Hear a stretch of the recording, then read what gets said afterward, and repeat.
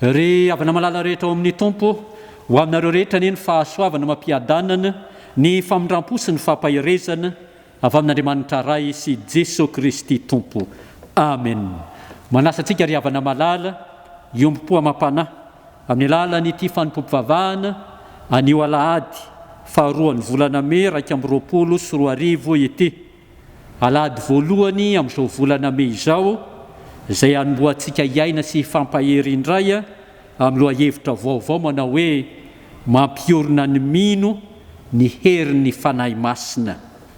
Ny salamo 750, ny 750, salamo 750, ny 750 no iarahantsika rehetra manome voninahitra an'Andriamanitra aorian'izay ny hira 470 ny 3 voalohany. Andeha ary havana malala iarahantsika mamaky ny salamo ho fanomezam-boninahitra an'Andriamanitra amin'ny anaran'ny Tompo. Tafatoetra ny foko Andriamanitra, eny tafatoetra ny foko, hira sy ankalaza aho, mifoaza ry voninahitra, mifoaza ry valia sy lokanga, ifo maraina koa aho. Hideranao eny amin'ny vahoaka aho Tompo, hankalazanao eny amin'ny firenena aho, fa lehibe miatra amin'ny lanitra ny famindram-ponao ary miatra amin'ny rahona ny fahamarinanao. Misandrata ny ambonin'ny lanitra ianao Andriamanitra, ary aoko ao ambonin'ny tany rehetra ny voninahitra ao. Amen.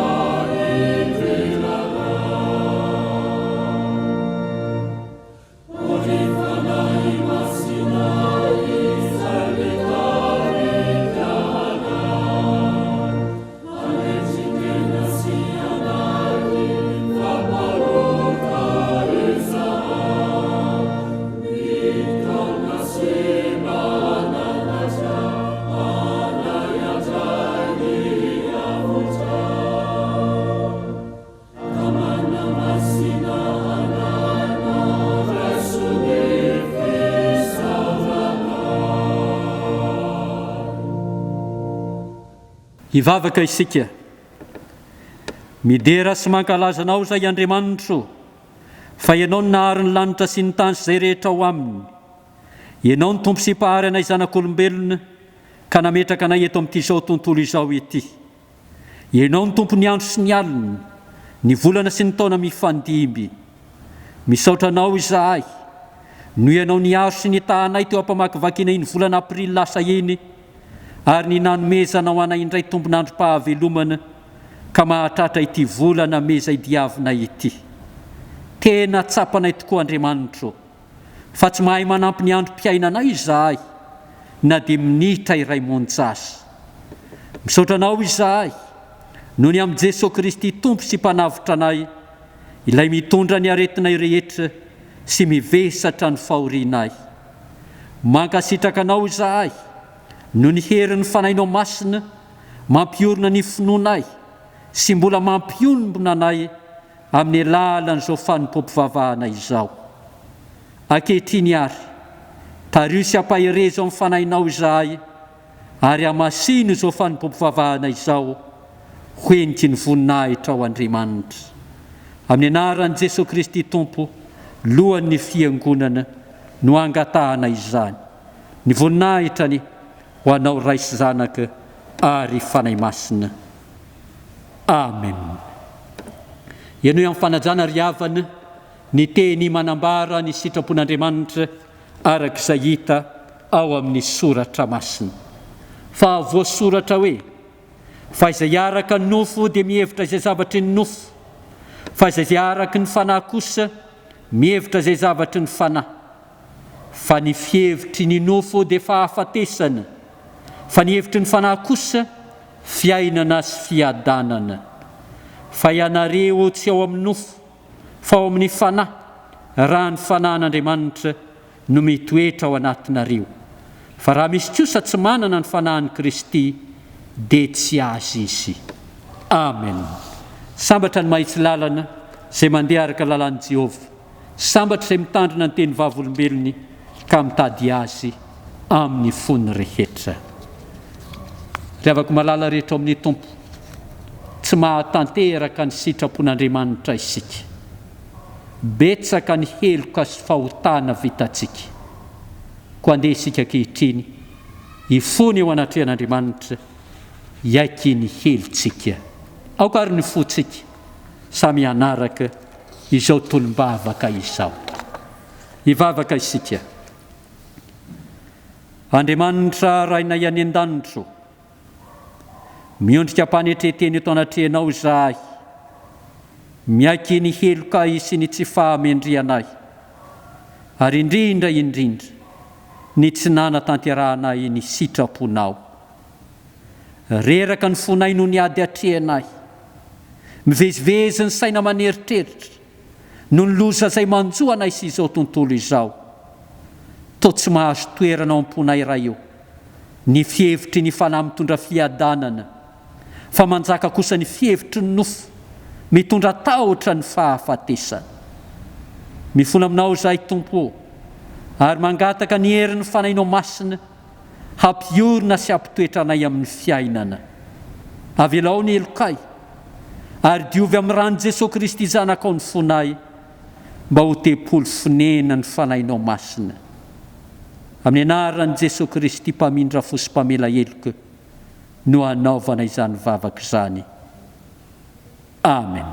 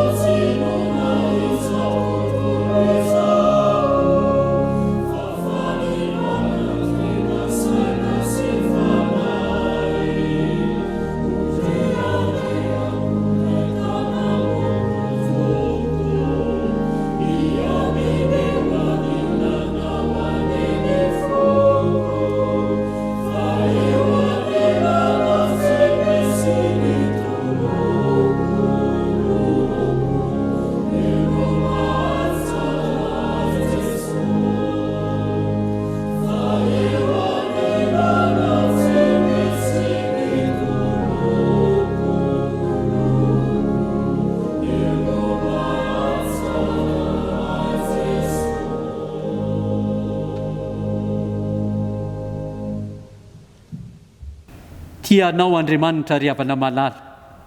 Tsy mamaly anao araka ny abetsaky ny fahotanao izy, fa mamindra fo aminao ary mamela ny elokao.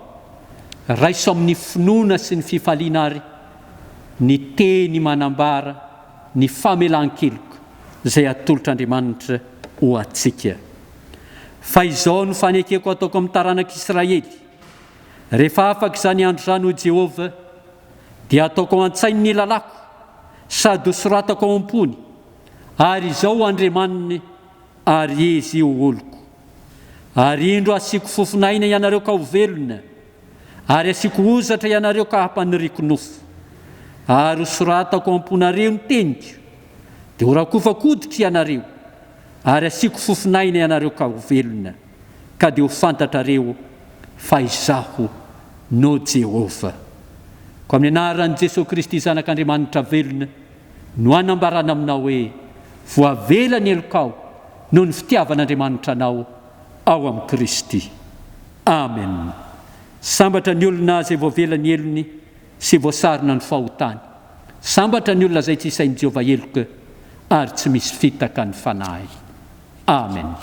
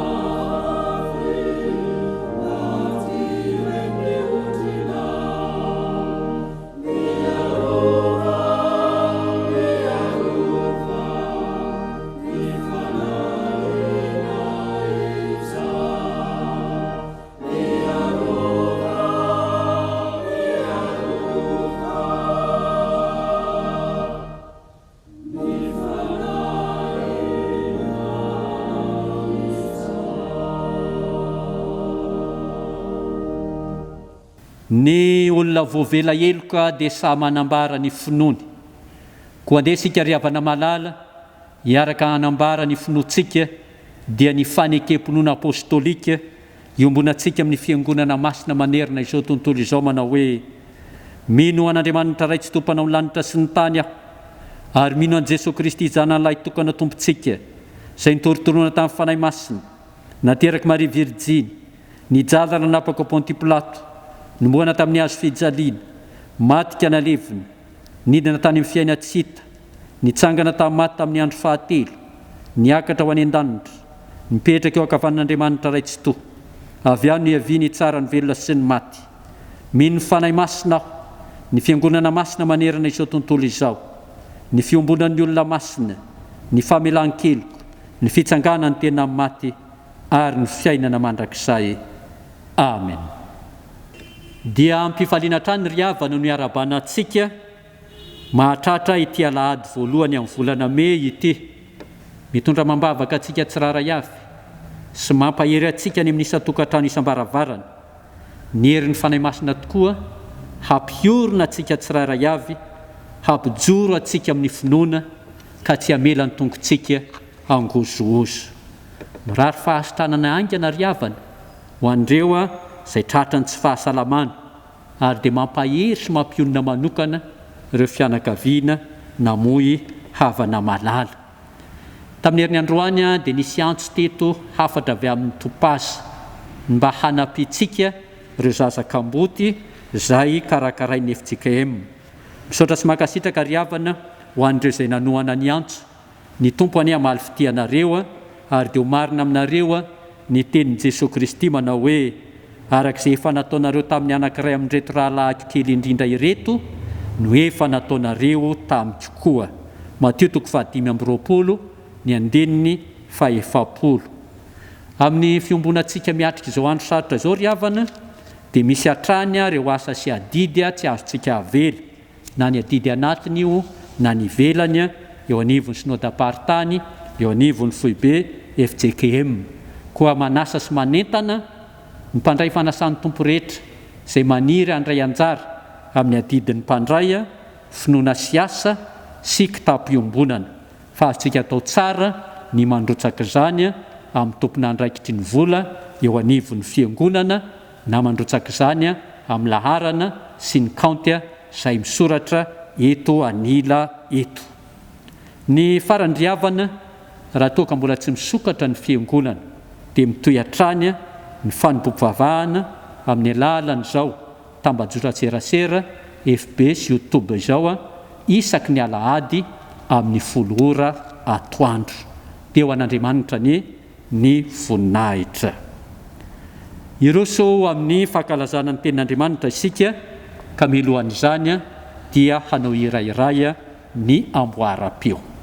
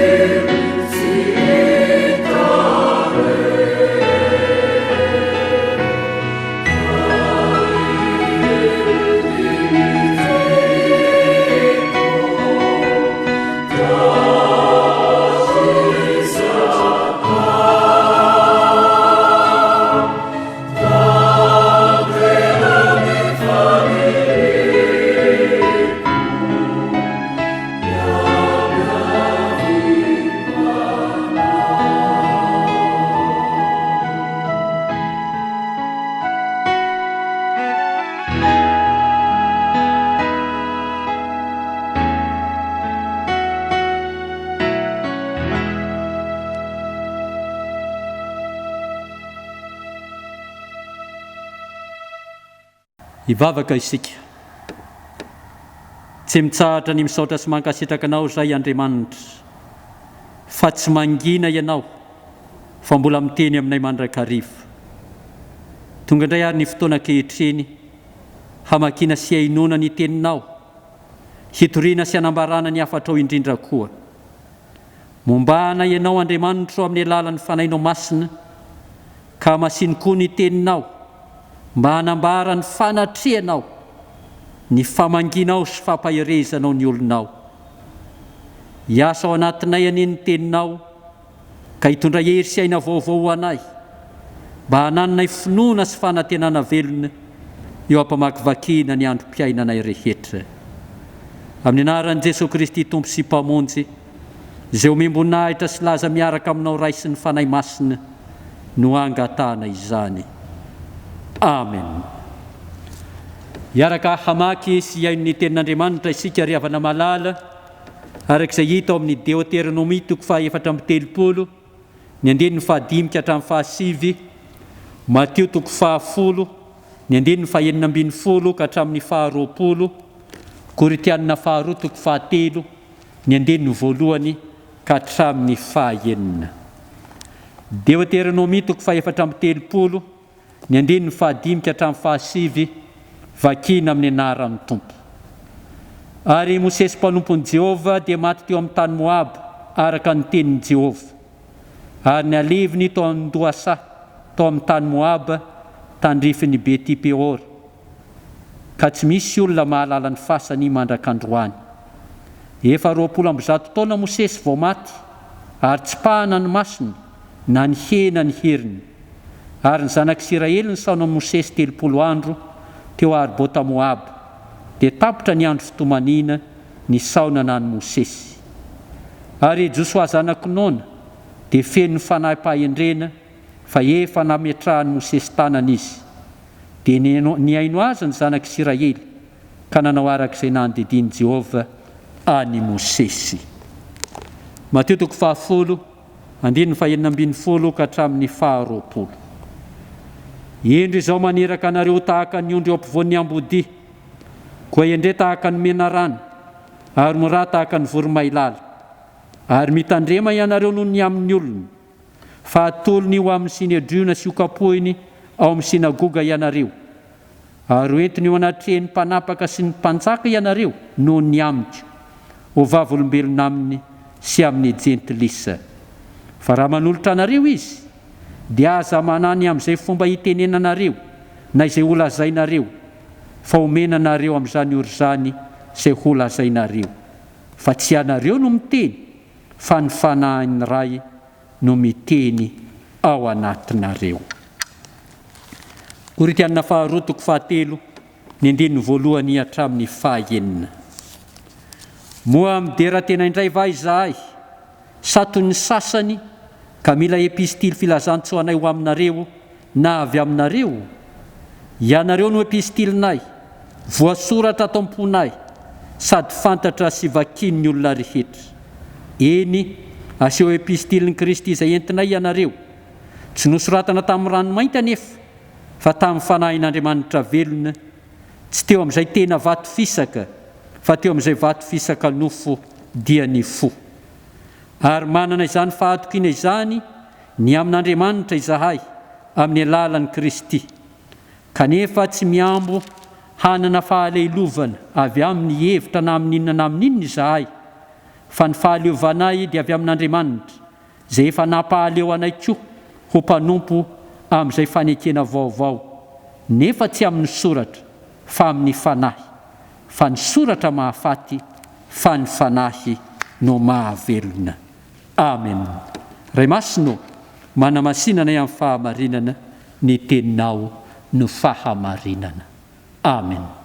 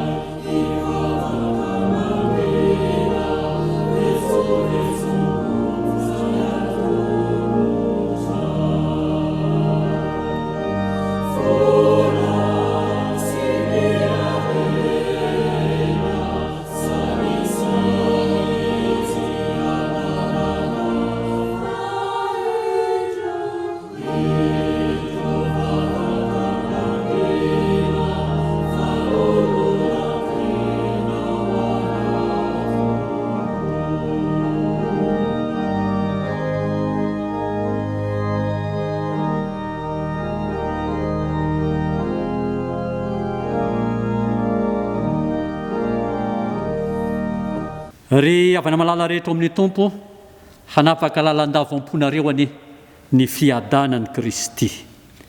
Ny Koritianina 2:7 ny 1 hatramin'ny 9 ny hitondrana ny afatra ho antsika rehetra amin'ny alahady voalohany amin'ny volana May ity.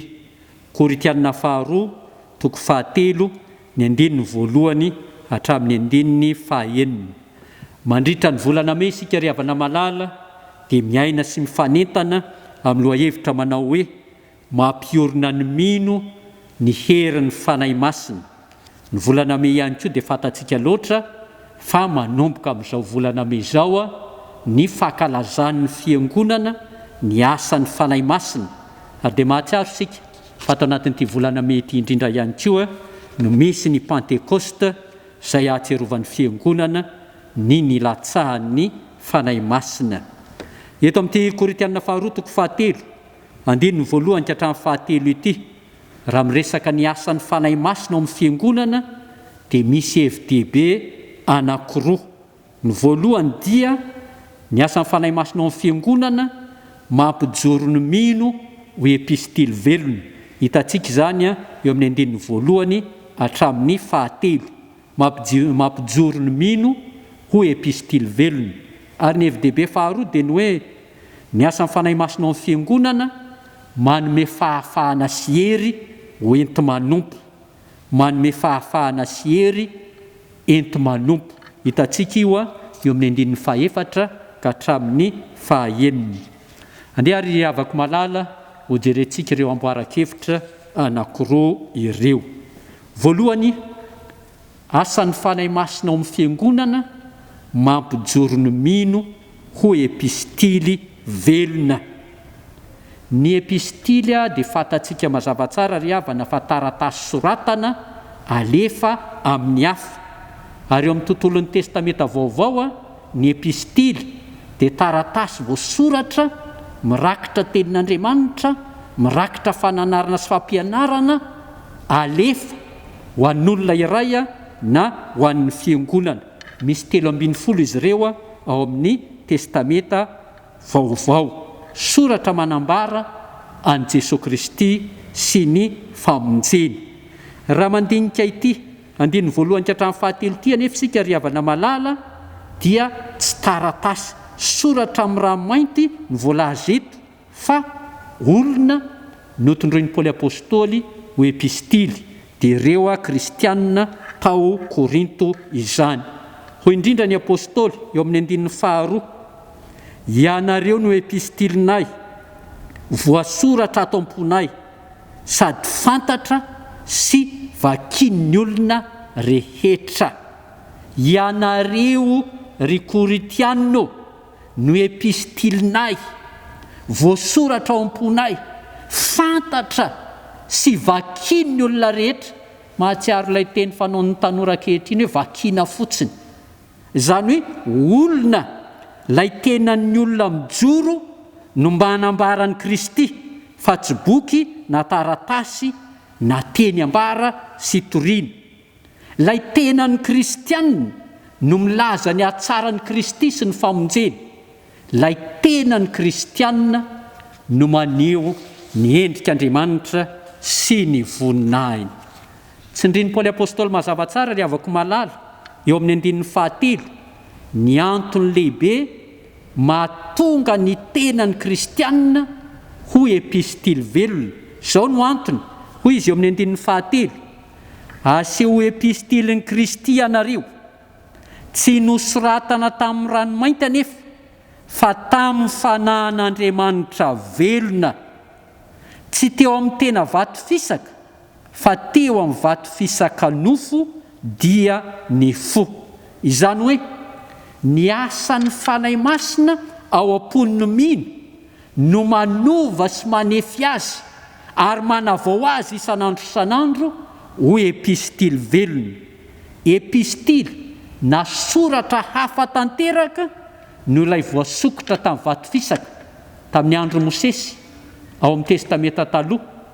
Olona epistily velona hafa tanteraka tsy voasoratra ihany koa tamin'ny ranomainty amin'ny taratasy tamin'ny andron'ny apôstôly aty amin'ny testamenta vaovao fa epistily olombelona manana fanahy vaovao sy fo vaovao tepoly fonena ny fanahy masin'Andriamanitra.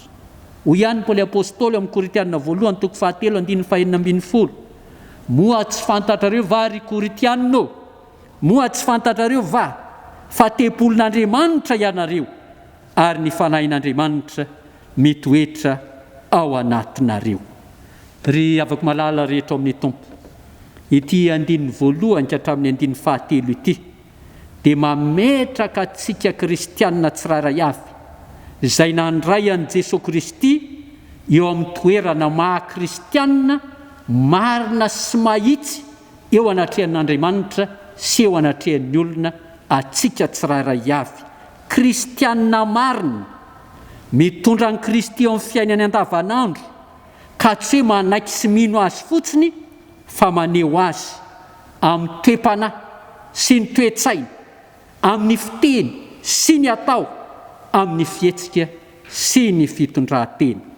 Koa tsarovy ry havana malala fa ianareo no epistilinay, voasoratra ao am-ponay sady fantatra sy vakin'ny olona rehetra. Faharoa ry havako malala, eo amin'izay hoe asan'ny fanahy masina ao amin'ny fiangonana. Faharoa, manome fahafahana sy hery enty manompo. Manome fahafahana sy hery enty manompo ny fanahy masina eo amin'ny fiainan'ny fiangonana, eo amin'ny fiainantsika. Zao amin'izao vanim-potoana diavintsika izao dia maro ny fakapana, maro ny sakana tsy mamela atsika hanompo an'Andriamanitra, mangeja sy mamatotra atsika tsy hanana fahafahana hanompo ny tompo. Satana dia milofo fatratra, mitady lalana isan'andro isan'andro handemena atsika, hanakanana atsika tsy hijory vavolombelon'i Kristy. Tsarovy anefa ry havako malala fa ny fanahy masina izay napetrak'Andriamanitra ao anatintsika dia manome atsika fahafahana sy hery entintsika manompo an'Andriamanitra velona. Ho indrindra Paoly apôstôly eto amin'ny 5 ka hatramin'ny 9, Koritianina faharoa 7, 5 ka hatramin'ny 9, amin'ny anaran'ny tompo. Kanefa tsy miambo hanana fahaleovana avy aminay hevitra na amin'inona na amin'inona izahay, fa ny fahaleovanay dia avy amin'Andriamanitra izay efa nampahaleo anay koa ho mpanompo amin'izay fanekena vaovao, nefa tsy amin'ny soratra fa amin'ny fanahy, fa ny soratra mahafaty fa ny fanahy no mahavelona. Somary sarotsarotra mandray ny hevitry ny teny eto amin'ity andininy anankiroa ity. Ndeha aloha ilay tapany farany no azavaiko tsotra hoe ilay tapany farany hoe nefa tsy amin'ny soratra fa amin'ny fanahy, fa ny soratra mahafaty fa ny fanahy no mahavelona. Mbola manamafy hatrany zany ry havana ny asan'ny fanahy masina mamelona ny fiangonana. Ny soratra ambaran'ny Paoly apôstôly eto dia ny lalàna sy ny didy, ilay lalàn'i Mosesy voasoratra ary amin'ny testamenta taloha. Ary raha mamaky isika ny toy an'izao perikopy izao dia manazava mihitsy izy zany hoe asan'ny lalàna sy asan'ny soratra zany, ka dia fitinina amin'ny hoe ny lalàna dia mitondra ozona sy fahafatesana, fa ny fanahy kosa no antoko ny famonjena sy ny fahavelomana. Zay le tapany farany. Fa le tapany eo ambony amin'ny 5 sy 9 ity raha tsorina dia ny hoe ny fahaleovanay hevitra, ny fahaleovanay hevitra dia avy amin'Andriamanitra. Andriamanitra no nampahaleo anay ho mpanompo. Ilay hoe nampahaleo eto tsy hoe nahatofoka akory, fa ilay teny malagasy hoe fahaleovana izay miverimberina eto amin'ity andininy ity dia midika hoe fahafahana, fahaleovana hevitra na fahafahana hevitra, fahaleovana hanompo, fahafahana hanompo. Zany fahaleovana zany nahatonga ilay fitenenana hoe fahaleovan-tena. Ka dia ambaran'ny Paoly eto fa ny fahaleovana hevitra na ny fahafahany hevitra dia avy amin'Andriamanitra. Ny fahafahany hanompo dia noho ny herin'ny fanahy masina izay miasa mahery ao anatiny. Ny fanahy masina, eny ny fanahy masina irery ihany no manome fahafahana hevitra, manome fahafahana hiteny. Ny fanahy masina no manome fahendrena sy fahazavan-tsaina, manome hery azahoana mijoro manatanteraka ny fanompona an'Andriamanitra. Ka nasarotra aza ny lalana, mafy ny adetrehany, sarotra ny fanompona, dia io fanahy masina io no manome antoka ahafahana mijoro sy mahita ny lalak'ivoahana azahoana manompo an'Andriamanitra. Ary moa ve tsy izany ry havana no afatrafatra napetraka Jesosy Kristy, napetraka Jesosy Kristy ho an'ny mpianany ao Matio 10, hoy Jesosy amin'ny 9:12, endro izao maniraka anareo tahaka ny ondry eo ampovoan'ny ambodia, koa endre tahaka ny menarana, ary morahy tahaka ny voromailala. Dia hoy izy eo amin'ny 9:7 sy 20, fa raha manolotra anareo izy, dia aza manahy ny amin'izay fomba hitenenanareo na izay holazainareo, fa omena anareo amin'izay ora izay holazainareo, fa tsy ianareo no miteny, fa ny fanahinareo no miteny ao anatinareo. Ry havako malala rehetra amin'ny Tompo, mazava tsara amintsika fa ny fanahy masina dia Andriamanitra miasa mahery ao anatintsika, ananantsika fahafahana hiteny, ananantsika fahafahana hevitra, manome fahaizana sy fahendrena, manome ny fahalalana, ary indrindra manome hery azahoantsika mijoro na dia ao anatin'ny sarotra aza, azahoantsika manompo ny Tompo amin'izay toerana misy atsika tsirairay avy. Io fanahy masina io, araka ny fampianaran'ny tenin'Andriamanitra, dia noraisitsika tamin'ny alalan'ny fametrahan-tanana. Ianao izay efa nametrahan-tanana tamin'ny alalan'ny batisa, dia nametrahana ny fanahin'Andriamanitra ao anatinao, nametrahan-tanana tamin'ny alalan'ny fanokana no mpandray ny fanasan'ny Tompo, nametrahana ny fanahy masina ao anatinao, ny fametrahan-tanana tanterahana ny fanokanana samihafa raisina amin'ny fiangonana, dia nambolena sy nametrahana amponao ny fanahy masina. Manana ny fanahy masina isika ka afaka mijoro mandrakarivo. Jereo tsara ny tantaran'i Josoa, fa rehefa nametrahany Mosesy tanana izy, dia tonga tao aminy ny fanahy sy ny fahendrena nahazahoany mitondra ny vahoakan'i Israely. Koa eto am-pamaranana ry havana, dia tsarovy fa efa nomen'Andriamanitra antsika ny fanahy masina. Velona ao am-pontsika Jesosy Kristy, manana ny Kristy isika, ary io Jesosy Kristy fanan'Andriamanitra velona ao anatintsika io, izay napetraka mba hampijoro sy hampahery antsika, dia fanamahery sy fitiavana ary fahonona tena ko aza menatra ny ho vavolombelon'ny tompontsika. Ho an'Andriamanitra ny voninahitra mahireza ry havana. Amen.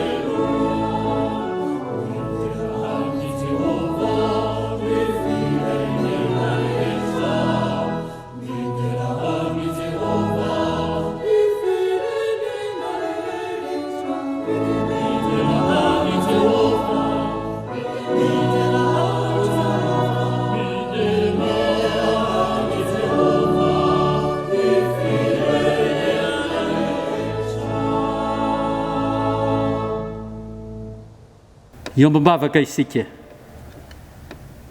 Re tompo raina ihany an-danitra, tia sy mpamindra fo, endreny ahatsara ny teninao sy ny afatra ho fampahirezanao anay.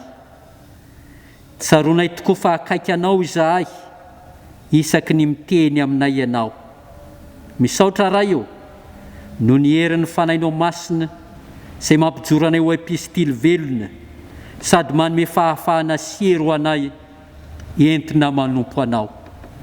Matoky izahay, fa tsy mandeha irery eto an-tany fiadiana, fa mitantana sy miazona anay amin'ny tananao mahery ianao. Noho ny amin'ny teninao Andriamanitra, mivavaka izay ho an'ny fiangonanao, ny fitandremana trano vato faravohitra. Toany mandrakariva amin'ny fanahinao ny zanaky ny fiangonanao rehetra, na ny eto Madagasikara, na izay rehetra mielipahatra na ny pitany ranomasina any. Rotsay ny fahasoavanao ny tsiraray avy, ka ahery sy andresy amin'ny fakapanahy ny zava-manahirana rehetra. Ary ny fitahinao ane, dia ampahomby azy reny amin'izay rehetra kasainy sy tanterahiny eo amin'ny fiainana. Mivavaka aminao izahay, ho an'ny fiangonan'i Jesosy Kristy eto Madagasikara, ho an'ny mpitandrina rehetra sy ny ankohonany, ho an'ny kristianina isam-pitandremany, ho an'ny synodam-paritany isanisany, ary ho an'ny foibe FJKM. Tompo, jereo ka ampahirezo ny fiangonanao, ary amasino sy ampijoroy ho tena vavolombelonao tokoa. Mikasa izahay, ny anatanteraka ny synoda lehibe amin'ny volana Aogositra ho avy, izay hatao an'ny sambava. Apetraka aminao Andriamanitra ny alavrary izany, satria anao tokoa ny miasa ao amin'ny fiangonana, na ny fikasana, na ny fanaovana, ahatanteraka ny sitraponao. Mivavaka aminao izay ho an'ity firenena ity, mianjaanja eo ambanin'ny masonao Andriamanitra ny zava-manjo ny firenenay. Koa mitalao aminao izahay, mamindra fo ianao, ka vonjeo ity firenena ity. Sitrano ireo marary maro, ampahirezo ireo azo pahoriana, arovo sy omeo rispo ireo mpitsabo sy ny tompon'andraikitra ara-pahasalamana, ary tahio ny fikelezanainan'izy ireny, hitondra famonjena, hitondra fahasalamana ho an'ny vahoakanao. Ampisy toano ireo sahirana, ny tsy anasa, ny kamboty sy ny mpitondra teny, ireo aneponja. Tolory saina endry avy aminao indrindra koa ny mpitondra sy ny manam-pahefana rehetra, ary aoka hanapaka lalandava-ompon'izy ireny ny fanainao masina, ary dia irina indrindra Tompo, ny mba hamira piratany tavanao eto amin'ity firenena ity. Mivavaka aminao izahay, ho an'ny firenena maneran-tany, mba hanjakan'i Jesosy Kristy fahazavan'izao tontolo izao, indrindra ireo firenena izay tena hiparitany ity areti-mandoza ity, amin'izao endriny mahery vaika izao. Amin'irao foy izao tontolo izao Andriamanitra, ka sitrano amin'ny anaran'i Jesosy Kristy zanakao. Izany ary ny vavaka izay ombonanay, sitraka indrindra raha fenona sy akambana amin'ilay vavaka nampianarin'ny kristianay manao hoe: Rainay izay any an-danitra, ho amasinina ny eny anaranao, ho tonga ny eny fanjakanao, atao any eny sitraponao, ety an-tany tahaka ny eny an-danitra. Omeo anay anio ny hanina sahaza ho anay, ary mamelà ny elokay, tahaka ny namelàna izay meloka taminay. Aza mitondra anay amin'ny fakapanahy, fa manafahanay amin'ny ratsy. Anao ny fanjakana sy ny hery, ary voninahitra mandrakizay. Amen. Hamarana ny fotoana isika riavana malala, ataontsika izao ny hira fa 720 ny andininy voalohany sy ny faharoa, dia apetraka ny tsodrano.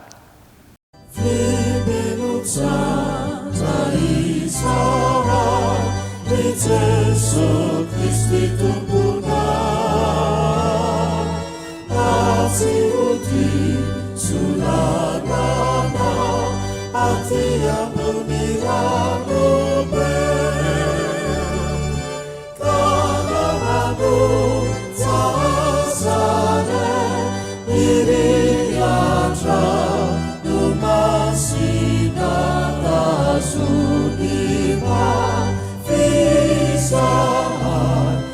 tsy ho rendrika aty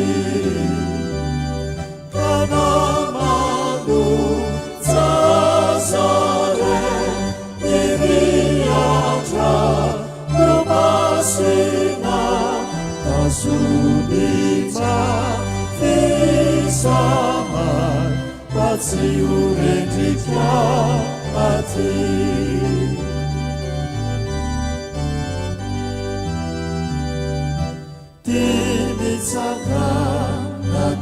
Nakahave ni Jesus ifamonjy ty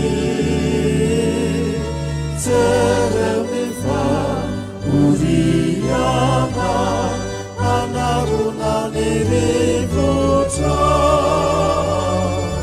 Zay mampanonja tohiza ny angotra no masina izay manavotrana aty ampanenanana Zay mampanonja tohiza ny angotra no masina izay manavotrana aty ampanenanana